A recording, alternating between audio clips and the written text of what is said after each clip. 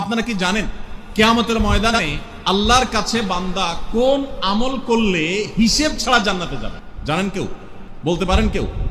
ভাই, আল্লাহর কাছে হিসেব দিয়ে জান্নাতে যাওয়া কি সহজ কাম না কঠিন কাজ? আরে আল্লাহর কাছে তো অনেক দূরের কথা। আপনি যে প্রতিষ্ঠানে চাকরি করেন তার মালিকের কাছে, উপরস্থ বসের কাছে একেবারে পুঙ্খানুপুঙ্খ করে প্রতিটা পয়সার হিসাব দিয়ে একদম সবকিছুতে পারফেক্টনেস প্রমাণ করা, এটাই তো একটা কঠিন কাজ, দুঃসাধ্য কাজ। সেখানে সারা জীবনের হিসাব আল্লাহর কাছে দিয়ে পাই পাই করে তারপর আপনি জান্নাতে যাবেন, বিষয়টা এত সহজ? তাহলে হিসেব ছাড়া আল্লাহ তাআলা এমনিতে বলবেন হিসাব টিসাব নাই, তোমাকে এমনি জান্নাতে দিলাম, এটা চান আপনারা? কোরআনে কারীম আল্লাহ তাআলা বলছেন ইন্নামা ইউওয়াফাস সাবিরুনা আজরাহুম বিগাইরি হিসাব।